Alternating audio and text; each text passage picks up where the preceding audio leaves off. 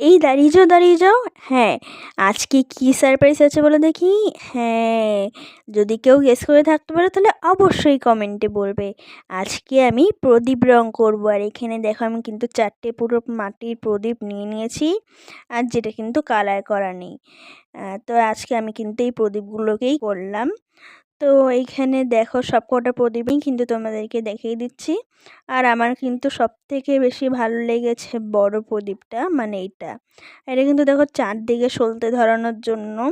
এখানে দেখো আমি কিন্তু সবকটা প্রদীপকে হোয়াইট কালার করব, তার জন্য একটা কিন্তু ক্যামেলের অ্যাক্রিলিক কালার নিয়ে নিয়েছি, হোয়াইট কালারটা। তো এটা দিয়ে কিন্তু এবার আমি সবকটা প্রদীপকেই কিন্তু ভালোভাবে হোয়াইট করে নেব। দেখো ঠিক আমার কিন্তু পুরো করা হয়ে গেছে, হোয়াইট করা। আর এইখানে দেখো আমি কিন্তু প্রদীপগুলোকে শুকাতে দিয়েছিলাম, তো শুকনো হয়েও গেছে। এবার আমি কিন্তু কালার করতে বসে পড়েছি। আর এইখানে দেখো তোমরা হয়তো বুঝতেই পারছো যে কালারটা কিন্তু ঠিক হোয়াইট কালার আসেনি পুরো। এখানে কিন্তু প্রদীপগুলো একটু ইয়েলো ইয়েলো হয়ে গেছে, কারণ প্রদীপটাকে না আগে আমার ধুয়ে নেওয়া উচিত ছিল।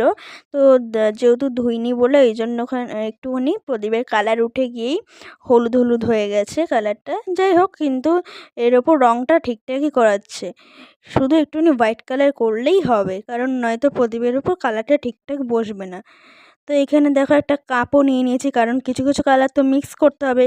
আর এইখানে দেখো আমি কিন্তু ইয়েলো কালার দিয়ে ফুলের ভেতরটাকে করে নিলাম, আর এইখানটা দেখো ফুলের পাপড়িগুলোকে লাল করে দিয়েছি। তো এই দেখো আমার কিন্তু এই প্রদীপটা পুরো রেডি। আর দেখো কতটা সুন্দর লাগছে। আমার তো এই প্রদীপটা সবথেকে বেশি ভালো লেগেছে।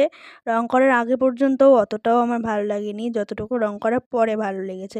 আর এখানে দেখো স্বস্তিকটাই ঠিকঠাক আঁকা নেই। তো চলো কি করব, তাও স্বস্তিকটা যেরকম পেরেছি সেরকমই এঁকেছি। আর এইখানে দেখো আমার কিন্তু প্রদীপটাও পুরো রেডি হয়ে গেছে, কতটা সুন্দর লাগছে। আর তার মধ্যে যেহেতু বিকেল হয়ে গেছিলো প্রদীপ রং করতে করতে, তো তাই জন্যই কিন্তু আমি ঘরে চলে এসেছি। আর এইখানে দেখো এবার কিন্তু আমি দুটো প্রদীপই রং করে দেব। আর এইখানে দেখো এই প্রদীপটাও রং করা হয়ে গেছে, এবার শুধুমাত্র বড় প্রদীপটা বাকি রয়েছে। আর এইটা না আমি না সানফ্লাওয়ার বানাবো ভেবে রেখেছি, মানে সূর্যমুখী ফুল, বাংলায় বলে সূর্যমুখী। যাই হোক, এই দেখো আমার কিন্তু ফুল রেডি। আর কতটা সুন্দর লাগছে, আমার না সবকটাই খুব ভালো লেগেছে। আর এইখানে দেখো আমি তো ভুলেই গেছি, আমি আবার সাজিয়ে রেখে দিয়েছি তোমাদেরকে দেখাবো বলে। আমি তো ভুলেই গেছি একটা জিনিস দেবো। হ্যাঁ, এখানে হচ্ছে আমি সিলভার গ্লিটারটা দেব। আর এই দেখো আমি কিন্তু প্লেটের ভেতর একটু করে ঢেলে নিয়েছি, কারণ বেশি নিলে আবার চলবেও না।